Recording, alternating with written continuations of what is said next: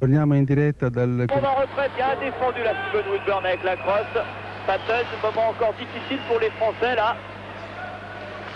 Les Canadiens qui mettent la pression, le bon contre avec la passe pour Laporte. Il y a Lemoine avec plus de contre pour les Français. Lemoine qui lance et l'arrêt de Ron Exton. C'est bien joué tout ça. Benoît Laporte, c'est pas fini. Patton appelle le palais. Et le contre avec Falloun et Smith et Axon à 3 contre 2. Attention, la danger pour l'équipe de France. Et finalement, Patton pour le contre. Bonne passe de jeu dans son dos pour Michael Babin. Babin qui va perdre le palais, le récupère bien. Au fond pour Yannick Goicoechea. Mais finalement, c'est le capitaine Glenn Anderson qui fait le ménage. Le break, attention, un contrat avec Michel Vallière. Et quel arrêt de Vallière. Quel profil de l'attaquant canadien. Peut-être le tournant du match. Upside, il était seul face à Vallière. Vallière avait posé le premier geste, mais il a buté sur la crosse du gardien français. C'est pas fini pour les Canadiens. Avec Woolley là-bas dans le fond. Bonne deuxième période, on vous le dit. Anderson, l'auteur de la passe sur l'échappée d'Upside. Brindamour derrière le filet, Brindamour, Upside, Anderson. Sans conteste, la meilleure ligne canadienne de ce premier match du mondial A. Avec comment il a fait Upside pour venir buter sur la crosse de Michel Vallière. Ça arrive, je vous ai dit, c'est peut-être le tournant du match et ça frictionne là. On s'explique dans le coin. Faut pas s'énerver côté français, mais on va peut-être revoir l'action d'Upside au ralenti. Et là, c'est Rod Brindamour et Pierre Pousse qui se parlent du pays. Alors on a vu la passe de Anderson, Upside, voilà, il fait poser le premier geste avec sa crosse. Upside a cru que le jeu était terminé, il n'a pas marqué. Allez, c'est plus dur à la mettre sur la crosse, hein. S'il la laisse, c'est fini, mais bien joué Michel Vallière. On en reparlera peut-être de cette action, et pendant longtemps.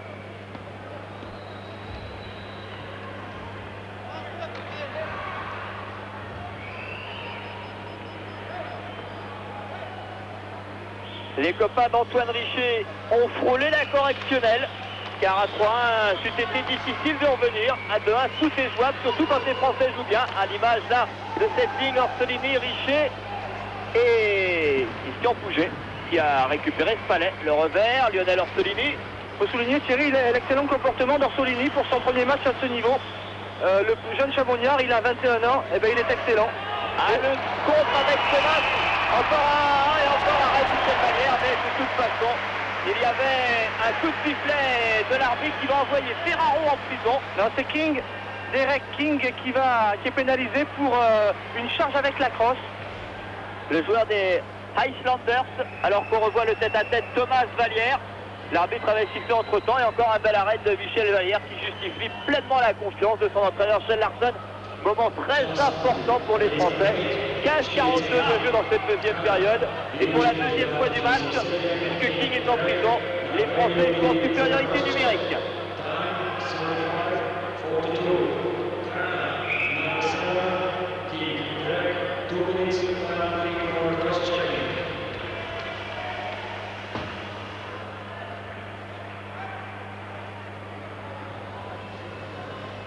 Avantage numérique important sur la glace côté français, Poudrier, Pouget en défense et en attaque, Gilles Almassi, Barin. Les Français qui ont proposé une chance de revenir à égalité au score grâce à cet avantage numérique, leur deuxième du match. Gilles, Hoffman sur la glace, Ferraro et Thomas. Poudrier qui lance, arrêt de Ron Extol, Pouget, Almassi. Les Canadiens sont fixés. La défense canadienne est fixée, Almassi toujours, donne derrière pour Ville Almassi, c'est bien fait, on panique pas côté français. Fallait se mettre devant la cage peut-être là, Poudrier pour le lancer, Pouget. Ah oui, Serge Poudrier, Ville instantanément, bien joué avec Barin, lancer de Poudrier et après du gardien canadien. Excellente passe au hockey sur glace, de bonnes passes. On prend un lancer face au but, on désacte la défense adverse et il y a des jours pour prendre le retour, mais Extol, le gardien de Philadelphie, n'a pas été élu meilleur gardien de la NHL en 87 pour rien. Il le prouve sur le tir que lui proposait Serge Poudrier, Pouget qui ne peut pas prendre le retour, dommage pour les tricolores. Et là quand même, sur cette action, l'ombre de Philippe Bozon qui passe, car il nous aurait été bien utile en supériorité numérique. Ah, belle image, très belle image. Encore une 11 dans cette situation. Une 11 délicate pour Ron Exhall.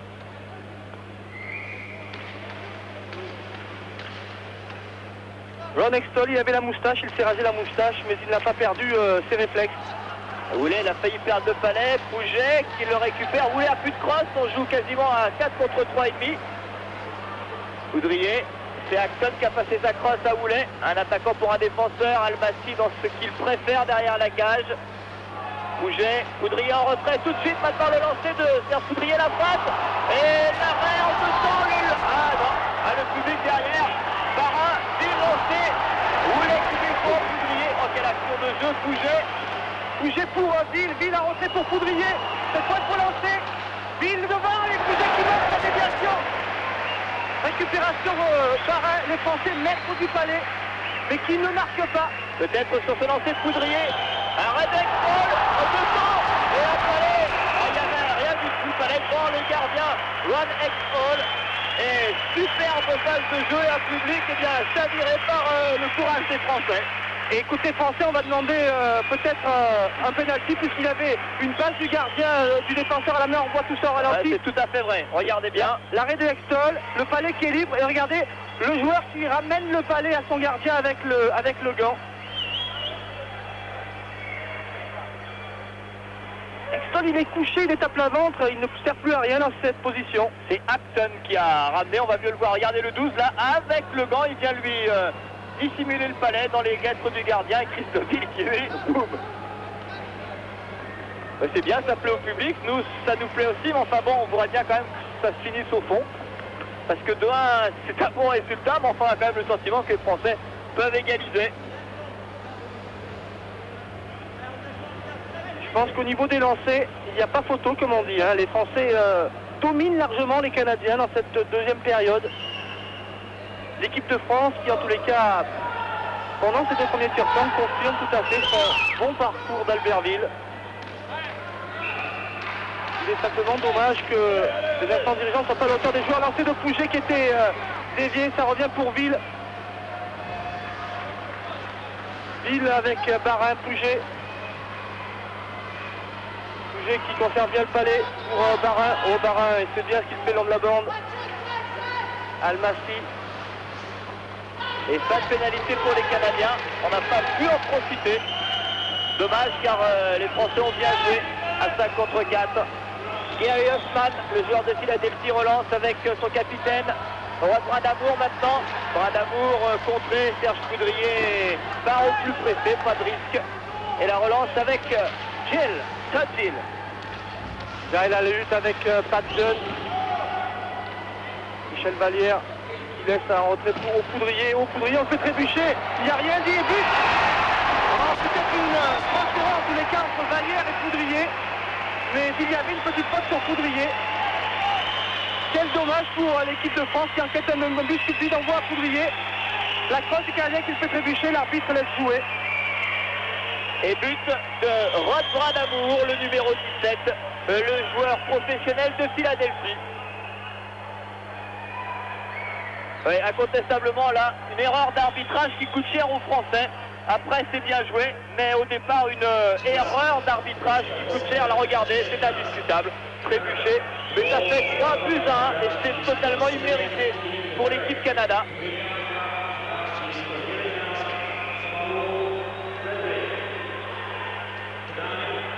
La porte dans le fond pour Jean-Philippe Lemoine. Lemoine on le met en échec. Oh, devant le filet, la passe pour Michel Leblanc. Attention au compte des Canadiens. Michel Leblanc qui était monté très très haut. Woodburn avec la bande qui sort le palais et la porte. C'est dur pour l'équipe de France. L'équipe de France a beaucoup travaillé dans cette deuxième période, mais à la marque, elle est toujours à -2. Et ça, psychologiquement, ça laisse des traces chez les joueurs.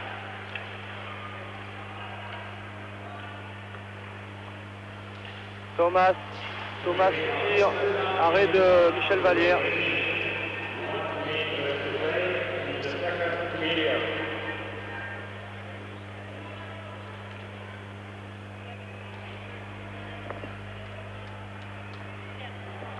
On ralentit le tir et l'arrêt de Michel Vallière, sans problème pour un gardien de cette qualité.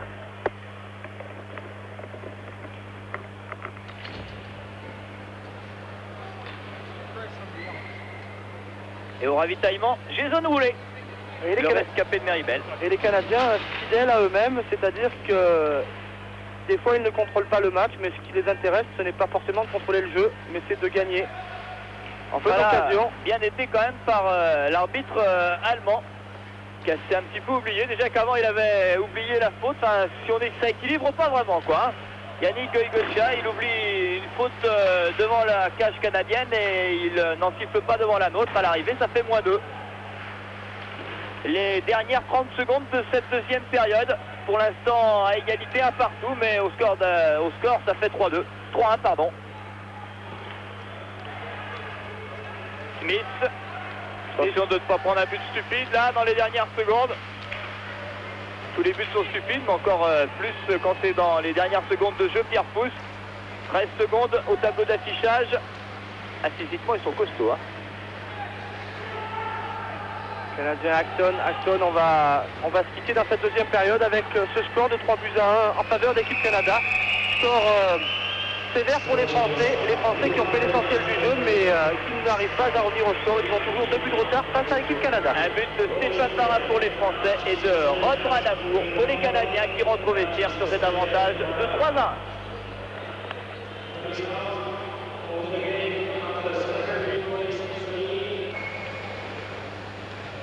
Dave King, lui, n'a pas changé. Il était à Albertville à la tête de la sélection canadienne. Il est au mondial à De Prague et de Bratislava. Les Canadiens, finalistes battus, rappelons-le, par la CEI des Jeux Olympiques 1992. En externant, on lui amène une petite gourde. Les gardiens qui se désaltèrent souvent pendant les arrêts de jeu. Le gardien en question de glace étant le seul joueur qui reste 60 minutes sur la glace. Fallait gagner à l'engagement, c'est un signe. Smith lancé, appelle le palais, ne le reçoit pas. Woolley, Smith justement. Et Benoît Laporte avec Patton. Benoît Laporte, lancé de Laporte à droite des buts du Canada. Laporte qui vient gagner ce palais, mais finalement contré. Et récupération immédiate de Steve Smith sur cette mauvaise relance de Woodburn. Et but inscrit sur le contre par le numéro 19. Balloon, 4e but, lourd de conséquences pour l'équipe française, menée 4-1 après 2 minutes de jeu dans la 3e période. Voilà, Smith qui lance sur revers, premier arrêt de Vallière et on ne garde pas le joueur qui prend le retour. Woodburn, fautif au départ de l'action et qui ensuite ne prend pas le joueur libre. Et le joueur libre il vient prendre le retour, Pat Saloon qui inscrit son premier but du tournoi. 4-1 pour l'équipe canadienne face aux Français. C'est mal parti pour ce premier match du mondial. Et le but qu'on revoit du joueur des Sharks de San José. On se dépêche, indique l'arbitre, le juge de ligne, Mr. Dahl. Oui. Alors que Michel Vallière est revenu. Oui, tout simplement parce que la mise au jeu n'est plus... elle est encore en zone offensive pour les Français, mais tout près de la ligne bleue. Donc beaucoup plus difficile pour les Français de garder la zone offensive. Même s'ils semblent y parvenir. Bouger.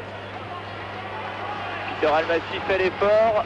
Serge Coudrier ne récupère pas le palais et action dangereuse avec ce diable de Highside. Bien contré là par Stéphane Barra. Le joueur de Calgary, il n'est pas très heureux dans ce match-là, ça nous arrange un peu. Lille en retrait, on bien joué, lancé de pouce et but. Oh, belle action française et superbe but du brillant Sonnais, Pierre Pousse. Il avait été excellent à Meribel, il le confirme, et la super passe de Ville. Oui, Ville, il croise avec Pierre Pousse face au but, une lucarne, bonne action des Français qui ont pris de la glace, le jeu intelligent de Christophe Ville qui embarque 2 joueurs, et Pierre Pousse qui réduit l'écart, 4-2. Dommage qu'il ne reste que 2 minutes 57 à jouer. Et le bon lancer là pour un but qui va faire plaisir à l'excellent Pierre Pousse. Dans une phase ascendante, on voit ce lancer superbe. Sous la transversale, parfait. Michel Leblanc, Steven Woodburn. Ah, les Français peuvent se dire que les bêtises en défense, ça leur coûte quand même très cher.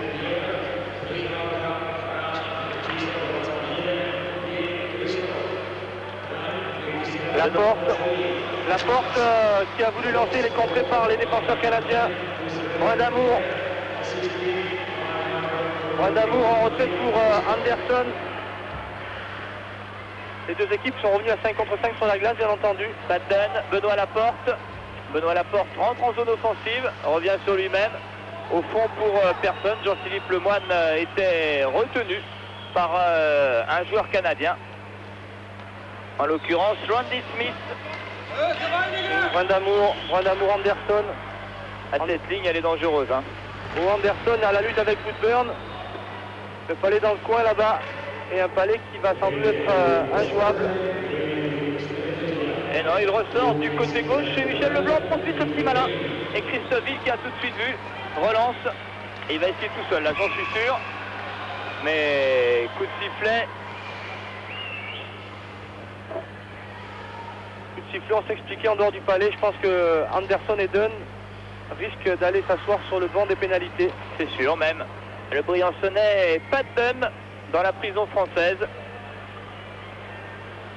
Et le capitaine de Toronto, Glenn Anderson, auteur du premier but canadien, des Canadiens qui mènent 4-2. Et Anderson qui a joué longtemps, qui a gagné plusieurs coupes Stanley, 3 si je ne m'abuse, avec les Oilers d'Edmonton, ancien coéquipier de Tikkanen, Curry, Gretzky, Paul Coffey. Une star de la Ligue nationale, Glenn Anderson.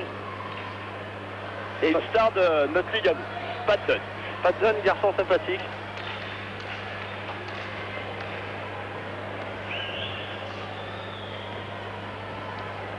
« 4 contre 4 sur la glace, plus que 1 minute 47 à jouer dans cette partie. Les Français qui vont sans doute débuter leur mondial par une défaite, mais les Français qui n'auront pas été ridicules, loin de là. Les Français qui confirment, peut-être à Christophe Ville, intéressant, à 3 contre 2. Troisième rang, bonne passe, super. Oh, quel arrêt! Quelle passe et quel arrêt de Ron Exhall, mais quelle superbe passe de Christophe Ville. Le shoot était de Peter Almassi. Belle action. Oui, on va voir ralenti, Ville, il temporise, il fixe ses défenseurs, Almassi s'échappe, et là il choisit en bas, et c'est bien joué parce que Exhall est grand, et il a voulu la jouer fine, mais Exhall, il a bien veillé avec Samiten, son gant droit, au ras de la glace, pas facile à prendre ce palais. Les Français qui font une bonne fin de match. Les Français qui auront fait un très bon deuxième tiers-temps. Michel Vallière est revenu sur le banc de touche, car on va de nouveau prendre des risques côté de Shell Larson, et on joue donc à 5 contre 4 sur la glace, sans gardien de but, on vous l'a dit.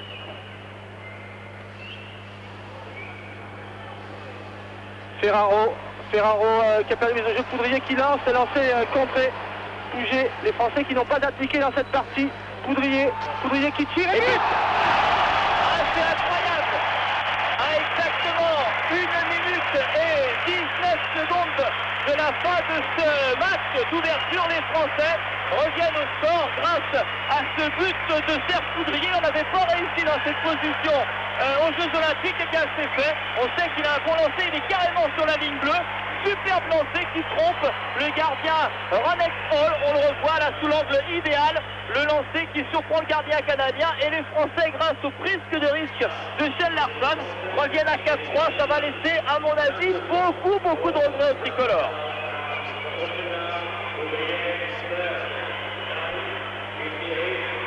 Allez, encore 1 minute et 19 secondes, 4-3, un tout petit but, et les Français peuvent faire match nul avec les Canadiens. Ce sera difficile, bien entendu. Les Canadiens avec Thomas à la lutte avec Poudrier qui gêne Thomas, et les Français qui gagnent le palais. Les Français qui sont à 4 contre 4 avec Ville qui fait le tour du filet, qui donne à rentrer pour Pouget. Oh, Pouget, il est contré. Pouget à la lutte avec Acton. Pouget de l'autre côté pour Serge Poudrier. Oui, Almassi, là il y a un coup à jouer avec Peter Almassi. Lancé d'Almassi, arrêt de Ron Exhall. Un match nul, ça serait formidable pour les Français, ça serait un point plus que précieux. 5 joueurs français sur la glace face à 4 Canadiens. Michel Vallière qui est sorti de son but. Les Français qui perdent du temps là-bas le long de la bande. On essaie de sortir ce palais, c'est pas facile. Almassi, les Canadiens qui le récupèrent, pas pour longtemps. Barin, les Français avec un joueur supplémentaire. Et le public derrière l'équipe de France. Barin, Poudrier, lancé, fan de lancer. Ville, arrêt d'Exhall. Et les Français, le poteau. Incroyable. Le poteau qui est venu enlever ce palais d'égalisation des Français. Ah, c'est vraiment pas de chance, car l'équipe de France là a touché le poteau à 10 secondes de la fin. Le but égalisateur que l'on croyait impossible, eh bien, était au bout de la crosse de Christophe Ville. Ah, que de regrets pour cette équipe de France qui là malheureusement est battue 4-3 par le Canada, et les Français peuvent se mordre les doigts d'avoir fait autant de petites bêtises derrière. Battu 3-2 en ouverture aux Jeux Olympiques, et bien face au Canada, il confirme et s'incline une nouvelle fois par un tout petit but d'écart, 4-3. Les buteurs Glenn Anderson, Jason Moulet, Brad Amour et Pat Falloun, et côté français Varin, et le deuxième but c'était, on ne sait plus, et le troisième but c'était Poudrier. 4-3, score final pour ce match d'ouverture de l'équipe de France. Tous les matchs à suivre sur FR3, ce sera en différé. Le prochain jeudi soir, ce sera ici même à Bratislava, un certain France-Tchécoslovaquie. Bonne nuit, merci d'avoir veillé aussi tard, et à jeudi.